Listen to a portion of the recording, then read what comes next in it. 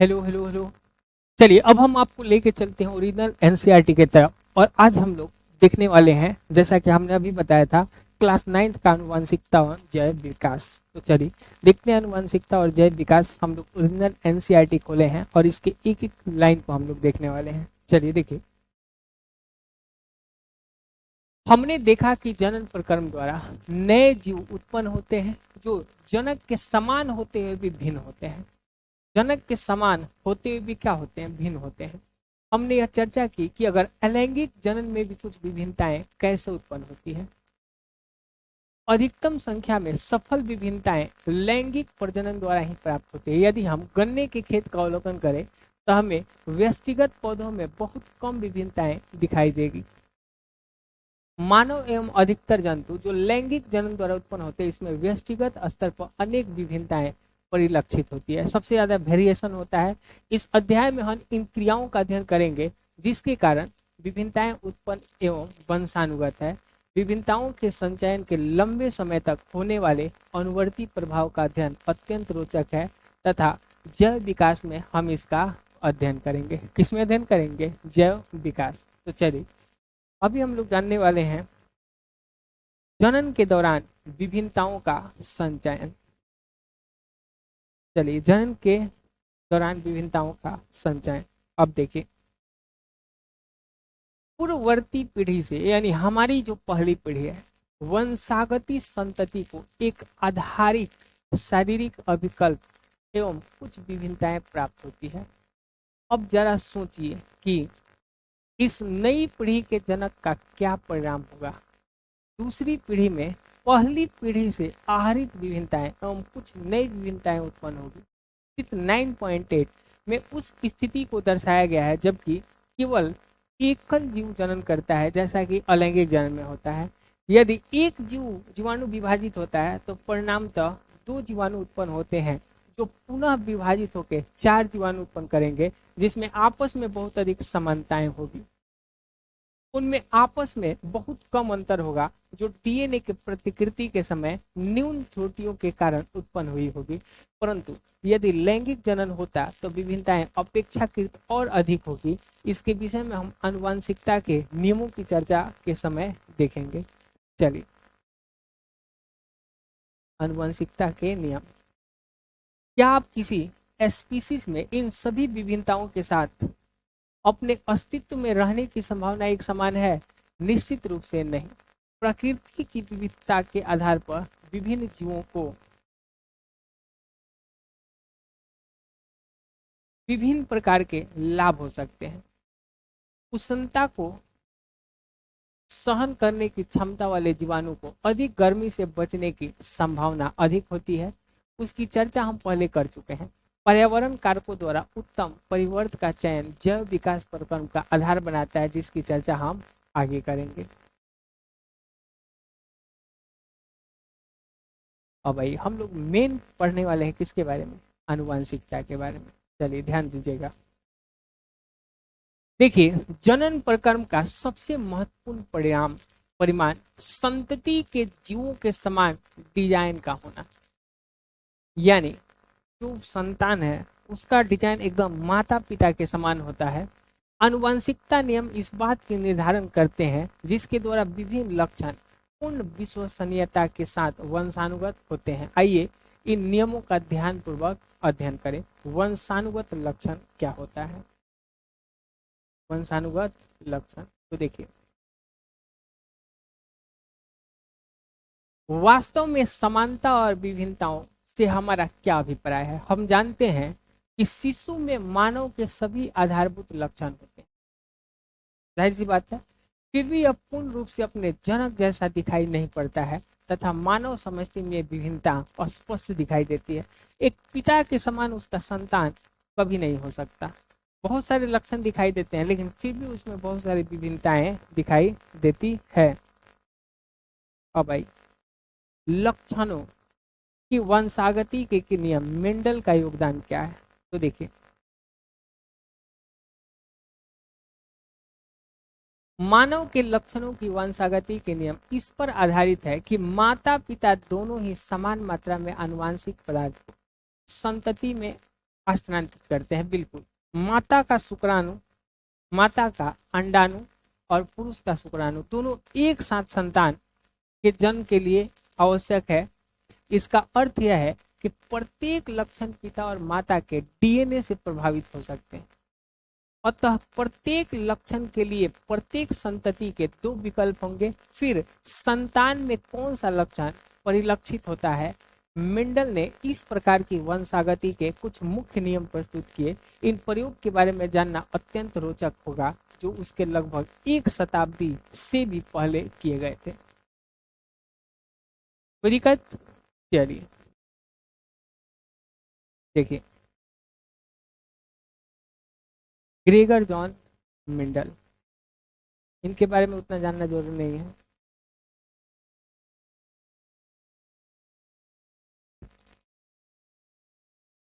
चलिए अभी हम लोग ग्रेगर जॉन मेंडल के प्रयोग के बारे में जानेंगे, जिन्होंने प्रयोग किया था 1822 से लेकर 1800,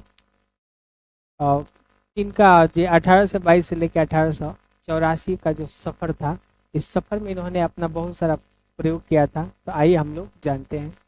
देखिए,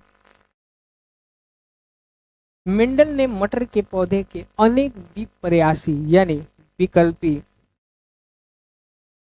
लक्षणों का अध्ययन किया, जो स्थूल रूप से दिखाई देते हैं। उदाहरणतः गोल झुर्रीदार बीज, लंबे बौने पौधे, सफेद बैगनी फूल इत्यादि।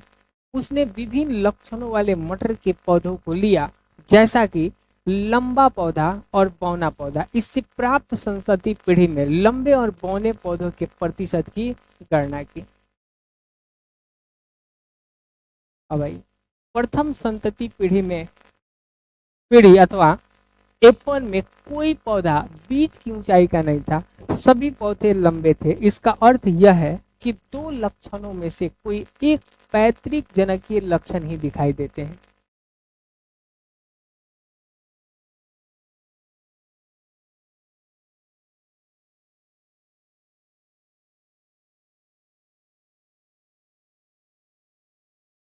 दिखाई देते हैं।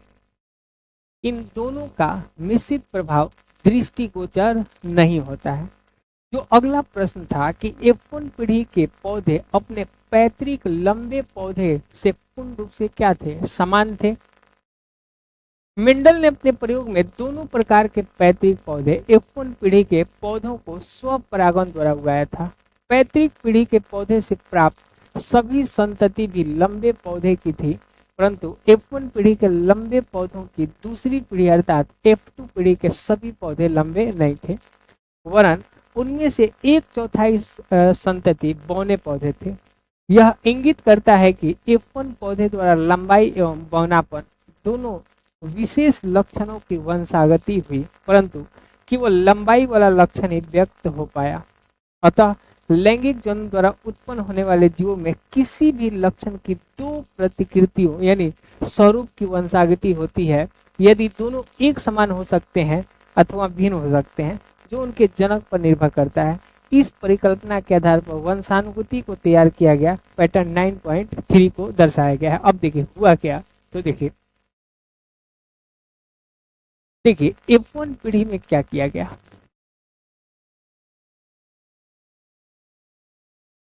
देखिए, एक तरफ लंबा पौधा और बौना पौधा लिया गया। जब दोनों का संकरण कराया गया तो सभी लंबे पौधे प्राप्त हुए। बोलिए क्या प्राप्त हुए? सभी लंबे पौधे प्राप्त हुए। लेकिन F2 पीढ़ी में क्या हुआ, लंबा पौधा और लंबा पौधा के बीच जब संकरण हुआ तो देखिए 3 गो लंबा और एक बौना हो गया। 3 गो लंबा और एक क्या हो गया, बौना हो गया। यानी यहाँ 3:1 का रेशियो बना है। अब देखिए आगे,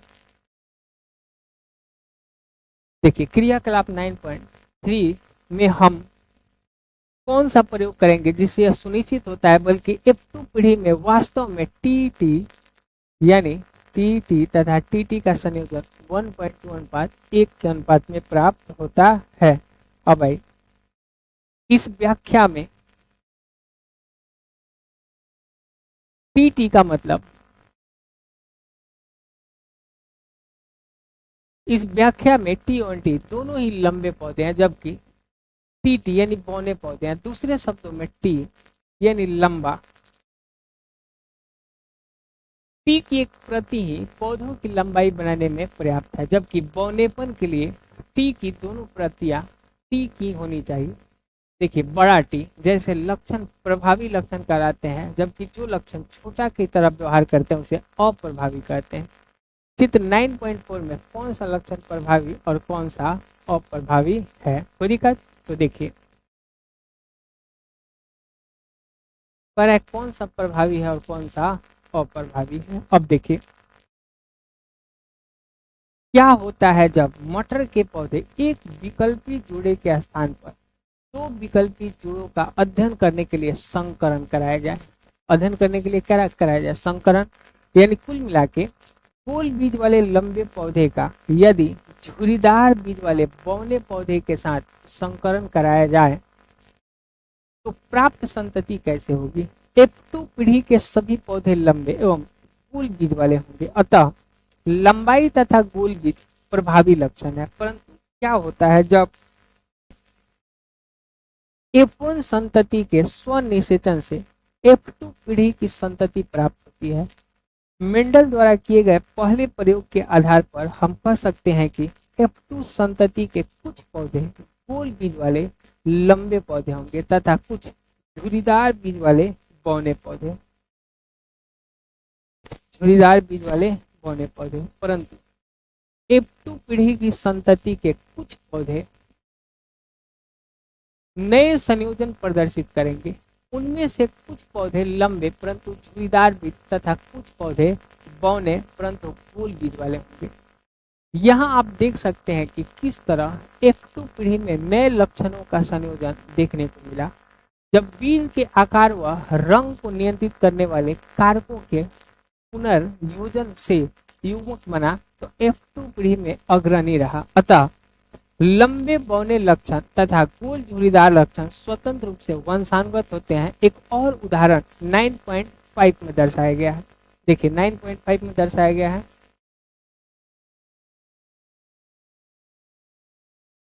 ये देखिए,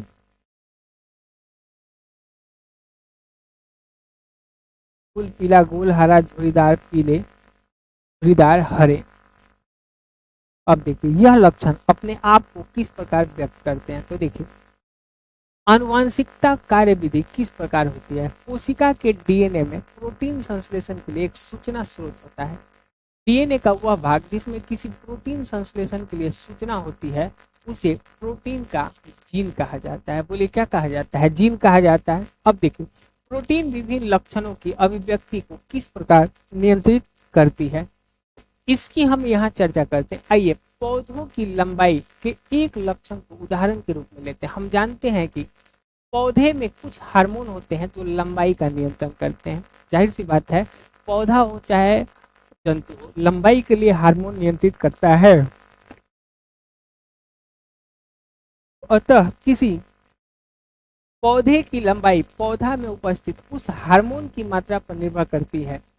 पौधे के हार्मोन की मात्रा उस प्रक्रम की दक्षता पर निर्भर करेगी जिसके द्वारा यह उत्पादित होती है।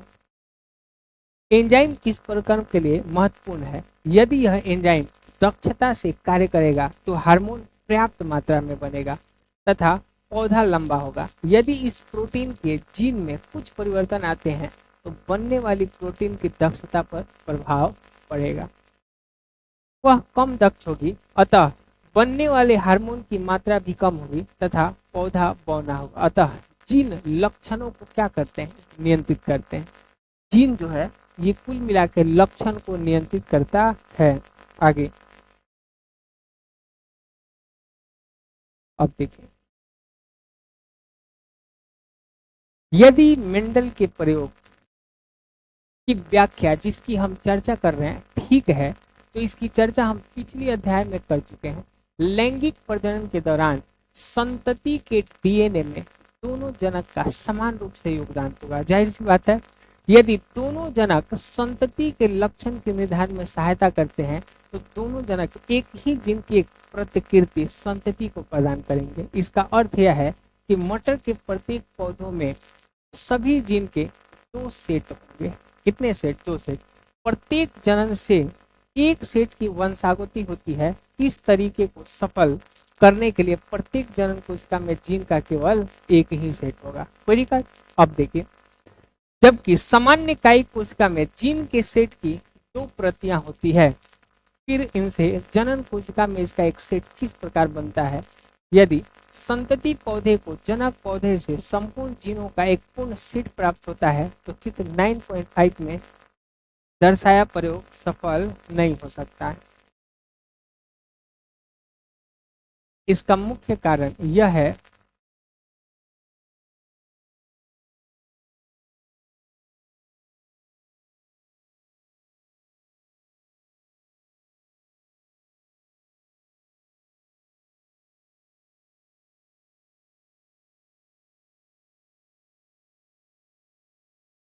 चलिए अब देखिए, प्रत्येक एक गुणसूत्र कहलाता है। अतः प्रत्येक कोशिका में प्रत्येक गुणसूत्र की 2 प्रतिकृतियां होती है, यानी स्वरूप होता है, जिनसे एक नर तथा दूसरी मादा जनक से प्राप्त होती है। प्रत्येक जनन कोशिका से गुणसूत्र के प्रत्येक जोड़े का केवल एक गुणसूत्र ही जनक कोशिका यानी युग्मक में जाता है। जब 2 युग्मक का संलयन होता है तब बने हुए युग्मक में गुणसूत्रों की संख्या पुनः सामान्य हो जाती है तथा संतति में गुणसूत्र की संख्या निश्चित बनी रहती है। यानी कहने का मतलब आप यहाँ देख सकते हैं, देखिए नर है मादा है, युग्मक जब आपस में मिलेंगे जाइगोट बनेगा। क्या बनेगा? जाइगोट। मान के चलिए पुरुष में 46 गुणसूत्र रहता है, महिला में भी 46, इसका हाफ 23 इसमें आएगा और 23 इधर जाएगा। कितना है? 46। तो फिर संतान में कितना हो गया? 46 हो गया। अब देखिए लिंग निर्धारण कैसे होता है।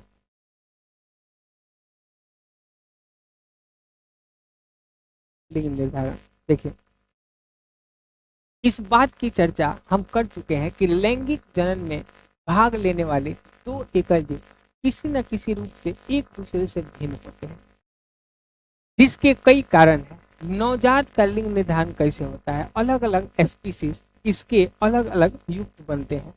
कुछ पूर्ण रूप से पर्यावरण पर निर्भर करते हैं, इसलिए कुछ प्राणियों में जैसे सरीसृप लिंग निर्धारण निषेचित अंडे के उसमान ताप पर निर्भर करता है। कुछ ऐसे जीव हैं जिनमें लिंग निर्धारण टेम्परेचर पे डिपेंड करता है। किस पे डिपेंड करता है? टेम्परेचर। यदि संतति होगी या मादा होंगे जैसे कुछ प्राणी अपना लिंग बदल सकते हैं, तो इस बात का संकेत है कि इनमें लिंग निर्धारण आनुवांशिक नहीं है। लेकिन मानव में लिंग निर्धारण आनुवांशिक आधार पर होता है। दूसरे शब्दों में जनक जीवों से वंशानुगत जीन ही इस बात का निर्णय करते हैं कि संतति लड़का होगा या लड़की। कोई दिक्कत? चलिए अब आई, परंतु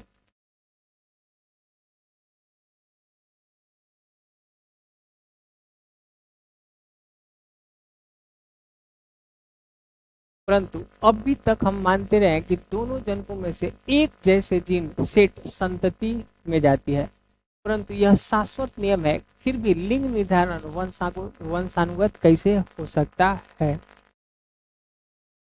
इसकी व्याख्या हम तथ्य में निहित मानव के सभी गुणसूत्र पूर्ण रूपेण युग्म नहीं होते हैं। मानव में अधिकतर गुणसूत्र माता और पिता के गुणसूत्र के प्रतिरूप होते हैं। इनकी संख्या 22 जोड़ी होती है, परंतु एक युग्म जिसे लिंग गुणसूत्र कहते हैं। देखिए टोटल गुणसूत्र 46 में एक होता है समजात गुणसूत्र, इसकी संख्या 22 जोड़ी होती है, और एक होता है लिंग गुणसूत्र, इसकी संख्या 1 जोड़ी होती है। 1 जोड़ी अगर नर है तो नर में 100 और वाई होगा, अगर मादा है तो मादा में 100 और एक्स होगा। कोई दिक्कत? अब देखिए तो सदा पूर्ण रूप में नहीं होते हैं। स्त्री में गुणसूत्र का पूर्ण युग्म होता है तथा दोनों एक्स कहलाते हैं। स्त्री में जो होता है दोनों एक्स देखिए, नर में यह जोड़ा परिपूर्ण जोड़ा नहीं होता है, जिसमें एक गुणसूत्र का सामान्य आकार X होता है तथा दूसरा गुणसूत्र छोटा होता है जिसे Y गुणसूत्र का। तो यहाँ एक चीज पता चला कि X और Y में छोटा कौन होता है। तो देखिए, X और Y में Y छोटा होता है। अतः स्त्रियों में XX तथा पुरुष में XY गुणसूत्र होते हैं। क्या आप X और Y का वंशानुगत पैटर्न पता कर सकते हैं? तो आइए, जैसा कि चित्र 9.6 में दर्शाया गया है, सामान्यतः आधे बच्चे लड़के और आधे लड़की हो सकते हैं। सभी बच्चे, चाहे वो लड़का हो अथवा लड़की, अपनी माता से X गुणसूत्र प्राप्त करते हैं। चाहे वो लड़का हो या लड़की, अपने माता से हमेशा X प्राप्त करेंगे। अतः बच्चों का लिंग निर्धारण इस बात पर निर्भर करता है कि उन्हें अपने पिता से किस प्रकार का गुणसूत्र प्राप्त हुआ। जिस बच्चे को अपने पिता से X गुणसूत्र वंशानुगत हुआ वह लड़की तथा जिसे पिता से Y प्राप्त हुआ वह लड़का। इससे पता चलता है कि संतान निर्धारण, लिंग निर्धारण के लिए माता नहीं पिता जिम्मेदार होता है। बोले कौन जिम्मेदार होता है? पिता। अब आइए, विकास।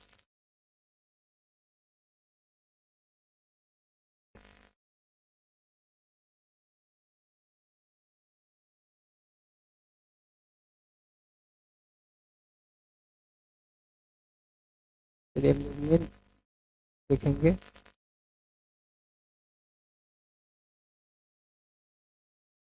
चलिए हम लोग देखते हैं उपार्जित और आनुवांशिक लक्षण के बारे में। मेन पॉइंट एग्जाम के दृष्टि से इंपॉर्टेंट, हम उन्हीं चीजों की बात करने वाले हैं। चलिए देखिए, हम पहले चर्चा कर चुके हैं कि लैंगिक जनन करने वाले जीवों में युग्मक अथवा जनन कोशिकाएं विशिष्ट जनक ऊतक में बनते हैं। यदि भूभूषण के कारण भृंगों के शरीर के भार में कमी आती है तो इसमें जनन कोशिकाओं के डीएनए के संगठन पर कोई प्रभाव नहीं पड़ेगा। अतः भूभूषण के कारण यदि समष्टि में कुछ भृंग कम भार के हो तो इसे विकास की संज्ञा नहीं दी जाती है। इसका प्रमुख कारण है इस लक्षण का वंशानुगत न होना। कायिक ऊतक में होने वाले परिवर्तन लैंगिक कोशिकाओं के डीएनए में नहीं जा सकते हैं, किंतु किसी व्यक्ति के जीवन काल में अर्जित अनुभव क्योंकि जनन कोशिकाओं के डीएनए में कोई अंतर नहीं लाता है, इसलिए इसे जैव विकास नहीं कह सकते हैं।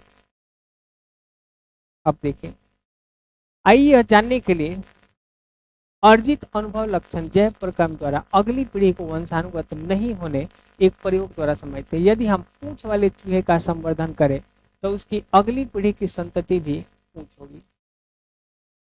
जैसा कि हम अनुमान लगा रहे हैं, यदि इन चूहों की पूंछ को कई पीढ़ी तक काटते रहे तो क्या इन चूहों से बिना पूंछ वाली संतति प्राप्त होगी? इसका उत्तर होगा नहीं, जो स्वाभाविक भी है, क्योंकि पूंछ काटने से जनन कोशिकाओं के जीन पर कोई प्रभाव नहीं पड़ता है। अगर आप पूंछ काट दीजिए तब पूंछ से जनन कोशिकाओं के जीन पर कोई प्रभाव नहीं पड़ता है। अब देखिए, अब हम लोग जानेंगे डार्विन के बारे में। डार्विन जब 22 वर्ष के थे उन्होंने साहसिक समुद्र की यात्रा की। 5 वर्षों में उन्होंने दक्षिण अमेरिका तथा विभिन्न द्वीपों की यात्रा की। इनका मेन उद्देश्य था जैव विविधता के स्वरूप का ज्ञान प्राप्त करना। उनकी इस यात्रा ने जैव विविधता के विषय में उस समय व्यापक दृष्टिकोण से सदा के लिए बदल दिया। यह भी अत्यंत रोचक है, इंग्लैंड वापस आने के बाद वह पुनः किसी और यात्रा पर नहीं गए, वह घर पर ही रहे। उन्होंने अनेक प्रयोग किए जिनके आधार पर उन्होंने अपने प्राकृतिक वर्ण द्वारा जैव विकास के अपने सिद्धांत की परिकल्पना की। वह यह नहीं जानते थे किस विधि द्वारा स्पीशीज में विभिन्नताएं आती है। उन्हें मेंडल के प्रयोगों का लाभ मिला, परंतु ये दोनों व्यक्ति वैज्ञानिक न तो एक दूसरे को और न ही उसके कार्य के विषय में जानते थे।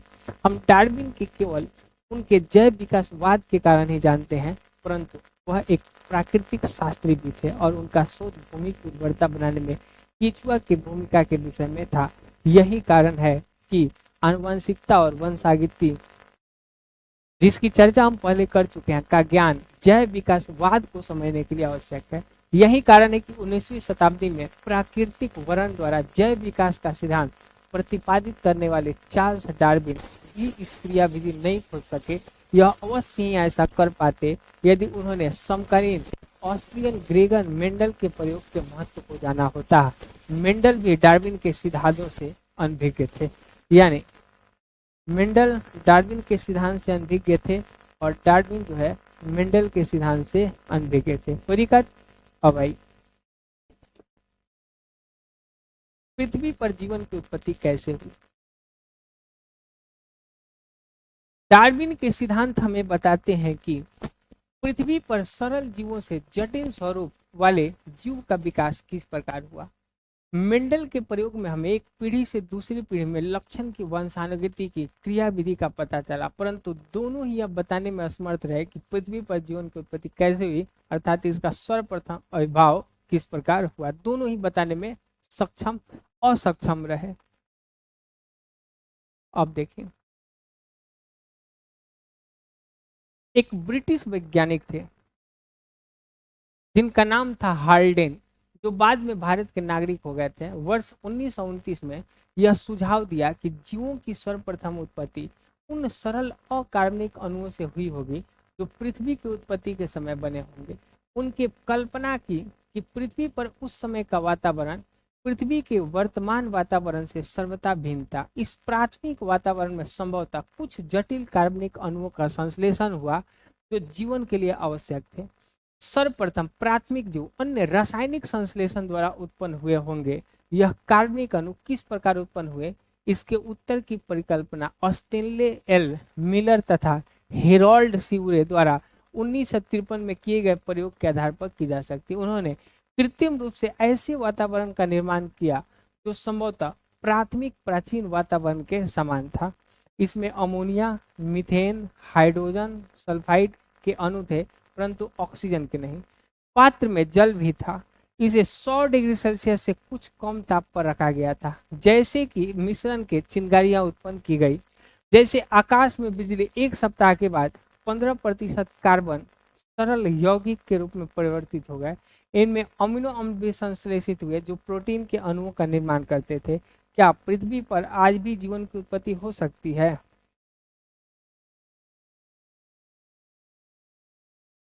चलिए, अब सवाल है कि जाति उद्भव क्या होता है।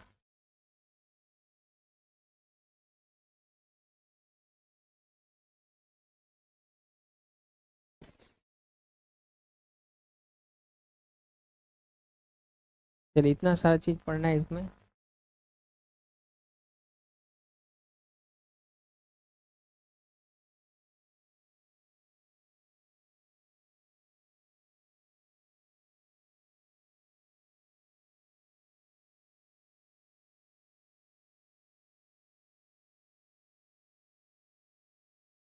चलिए, जाति उद्भव। देखिए, अभी तक हमने जो कुछ समझा वह सूक्ष्म विकास था। इसका अर्थ यह है कि परिवर्तन बहुत छोटे हैं यद्यपि महत्वपूर्ण है, फिर भी ये विशिष्ट स्पीशीज का समष्टि के समान लक्षण में परिवर्तन लाते हैं। परंतु इसमें यह नहीं समझा जा सकता कि नई जाति का उद्भव किस प्रकार होता है। यह तभी कहा जा सकता है जबकि भृंगों का यह समूह जिसकी हम चर्चा कर रहे हैं दो भिन्न समष्टियों में बढ़ जाए तो आपस में जनन करने में असमर्थ हो। जब यह स्थिति उत्पन्न हो जाती है तब उन्हें दो स्वतंत्र स्पीशीज कह सकते हैं। तो क्या हम उन कारकों का विस्तारण करें जिसका जिक्र हमने ऊपर किया है और स्पीशीज की उत्पत्ति के सिद्धांत को समझने का हम लोग क्या करेंगे, प्रयास करेंगे। कोई दिक्कत? अब आइए सोचिए क्या होगा कि वे झाड़ियां जिन पर भृंग भोजन के लिए निर्भर करते हैं एक पर्वत श्रृंखला के बृहद क्षेत्र में फैल जाए। परिणामतः समष्टि का आकार भी विशाल हो जाता है, परंतु व्यष्टि भृंग अपने भोजन के लिए जीवन भर अपने आसपास के कुछ झाड़ियों पर ही निर्भर करते हैं। वे बहुत दूर नहीं जा सकता था। भृंगों की इस विशाल समष्टि के आसपास उप समष्टि होती है क्योंकि नर और मादा भृंग जनन के लिए आवश्यक है, अतः जनन प्रायः उप समष्टियों के सदस्य के मध्य होगा। हाँ, कुछ साहसी भृंग एक स्थान से दूसरे स्थान पर जा सकते हैं अथवा कौवा एक भृंग को स्थान से उठाकर बिना हानि पहुंचाए दूसरे स्थान पर छोड़ देता है। दोनों ही स्थितियों में अप्रवासी भृंग स्थानीय समष्टि के साथ ही जनन करेगा। परिणामतः अप्रवासी भृंग के जीन नई समष्टि में प्रवेश हो जाएंगे। इस प्रकार का जीन प्रवाह उन समष्टि में होता रहता है जो आंशिक रूप से क्या होते हैं, अलग रहते हैं, परंतु पूर्ण रूपेण अलग नहीं हुए। परंतु यदि इस प्रकार के दो उप समष्टि के मध्य एक विशाल नदी आ जाए तो दोनों समष्टियां और अधिक पृथक हो जाएगी, दोनों के मध्य जीन प्रवाह का स्तर और भी क्या हो जाएगा, कम हो जाएगा। अब आइए, उत्तरोत्तर पीढ़ी में आनुवांशिक विचलन प्रत्येक उप समष्टि में विभिन्न परिवर्तन का संग्रह हो जाएगा। भौगोलिक रूप से विलग इन समष्टि के प्राकृतिक चयन का तरीका भी भिन्न होगा। अतः उदाहरण के लिए एक उप समष्टि की सीमा में उकाब यानी चील द्वारा कौवे समाप्त हो जाते हैं, परंतु दूसरी उप समष्टि में यह घटना नहीं होती, जहां पर कौवों की संख्या बहुत अधिक होती है। इसकी संख्या, कौवों की संख्या बहुत अधिक होती है। चलिए, यहाँ से एग्जाम में नहीं पूछेगा,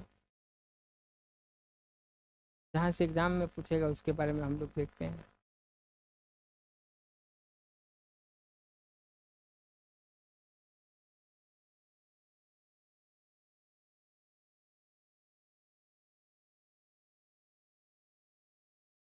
चलिए, यहाँ से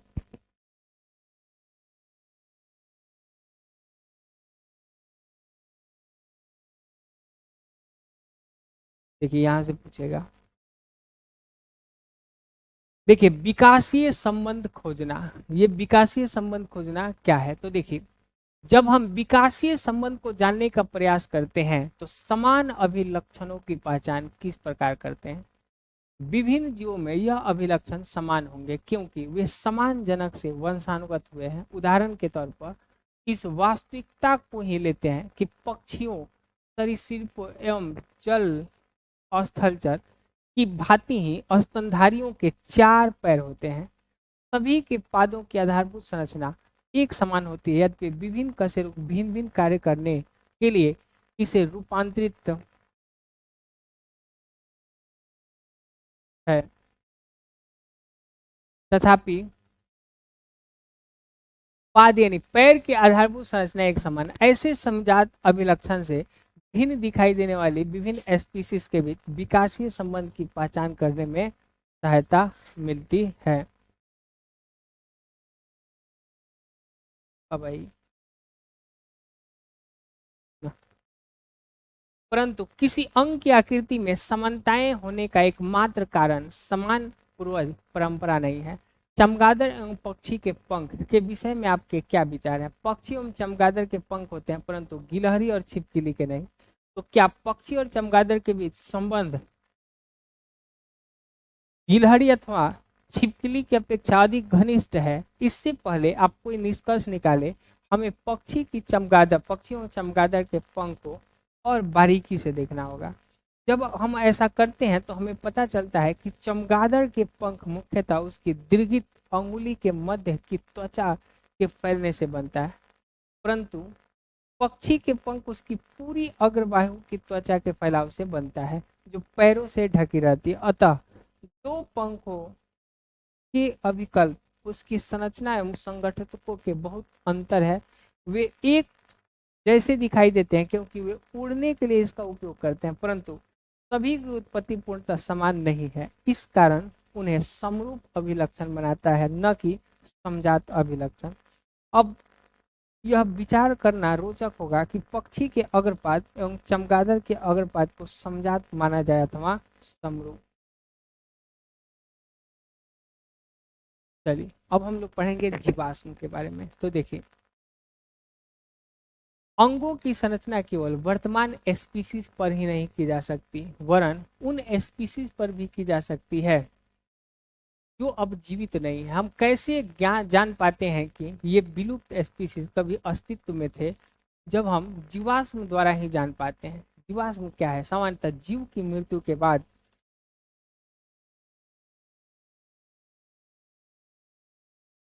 उसके शरीर का अपघटन हो जाता है तथा वह समाप्त हो जाता है, परंतु कभी कभी जीव अथवा उसके कुछ भाग ऐसे वातावरण में चले जाते हैं जिसका कारण उनका अपघटन पूरी तरह से नहीं हो पाता।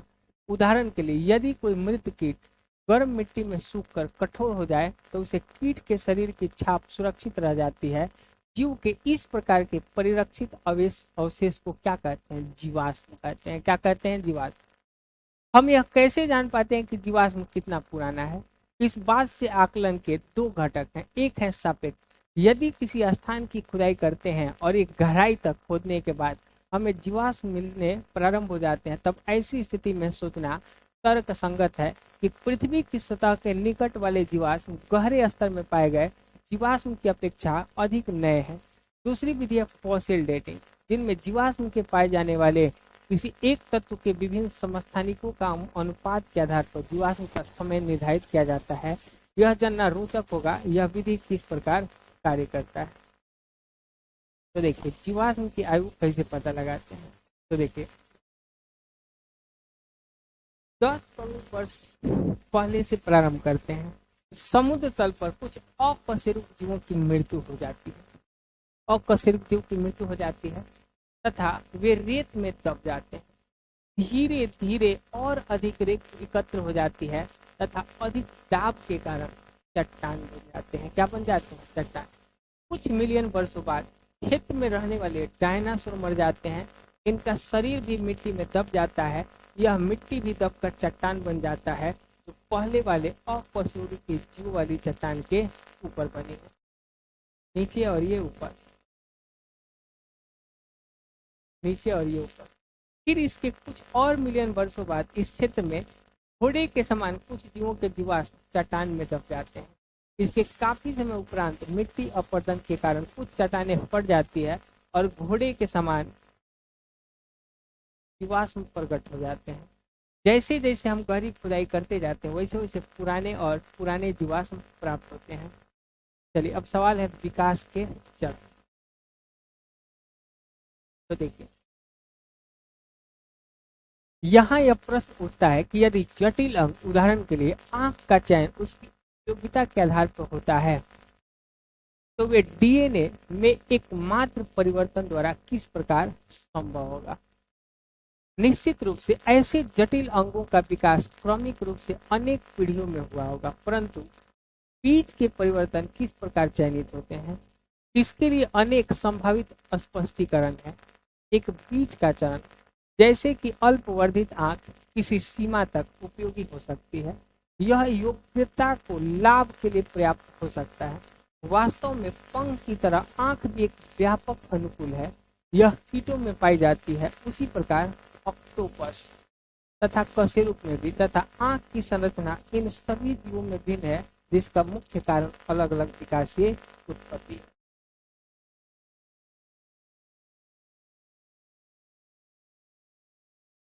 कोई दिक्कत? चलिए थोड़ा सा टफ टॉपिक माना जाता है इसको। साथ ही एक परिवर्तन जो एक गुण के लिए उपयोगी है कालांतर में किसी अन्य कार्य के लिए भी उपयोगी हो सकता है। उदाहरण के लिए पर जो संभवतः ठंडे मौसम में उष्मारोधन के लिए विकसित हुए थे कालांतर में उड़ने के लिए भी उपयोगी हो गए। वास्तव में कुछ उड़ने में समर्थ नहीं थे, बाद में संभवतः पक्षियों ने पैरों को उड़ने के लिए अपनाया। डायनासोर सरीसृप थे, अतः यह अर्थ है निकाल सकते हैं कि पक्षी बहुत निकटता से सरीसृप से संबंधित है।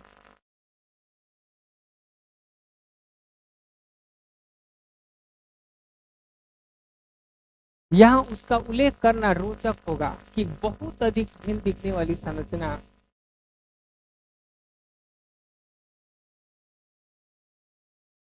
एक समान परिकल्प से विकसित हो सकती है। यह सत्य है कि जीवाश्म में अंगों की संरचना का विवेचन हम यह अनुमान लगाने में सहायक हो सकता है कि विकासीय संबंध कितना पीछे जा सकता है। क्या इस परक्रम के उदाहरण उपलब्ध हैं? जंगली गोभी इसका एक अच्छा उदाहरण है। 2000 वर्ष पूर्व मनुष्य जंगली गोभी को एक खाद्य पौधे के रूप में उगाता था तथा उसने चयन द्वारा इससे विभिन्न सब्जियां विकसित की, परंतु यह प्राकृतिक वर्ण न होकर कृत्रिम चयन है। कुछ किसान इसकी पत्तियों के बीच की दूरी को कम करना चाहते थे, जिसे पत्ता गोभी का विकास हुआ, जिसे हम खाते हैं। कुछ किसान पुष्पों की वृद्धि रोकना चाहते थे, अतः ब्रोकली विकसित हुई, अथवा बंद पुष्पों से फूल गोभी विकसित हुई। कुछ ने फूले हुए भाग का चयन किया, अतः गांठ को भी विकसित हुआ। कुछ ने केवल चौड़ी पत्तियों को ही पसंद किया, तो केल नामक सब्जी का विकास हुआ। यदि मनुष्य ने स्वयं ऐसा नहीं किया होता तो क्या हम कभी ऐसा सोच सकते थे कि सभी समान जनक से विकसित हुआ है? देखिए, जंगली गोभी, गांठ गोभी, फूल गोभी, ब्रोकली गोभी, लाल गोभी, केल, इस सारा का सारा जंगल गोभी से उत्पत्ति है। चलिए, विकासीय संबंध खोजने का एक अन्य तरीका उस मौलिक परिकल्पना पर निर्भर करता है जिससे हमने प्रारंभ किया था। वह विचार था कि जनन के दौरान डीएनए में होने वाले परिवर्तन विकास की आधारभूत घटना है। यदि सत्य है तो विभिन्न स्पीशीज के डीएनए की संरचना की तुलना से हम सीधे ही इसका निर्धारण कर सकते हैं कि इन स्पीशीज के उद्भव के दौरान डीएनए में क्या क्या और कितने परिवर्तन आए। विकासीय संबंध स्थापित करने में इस विधि का व्यापक स्तर पर प्रयोग हो रहा है। चलिए आगे। विकास को प्रगति के समान नहीं मानना चाहिए।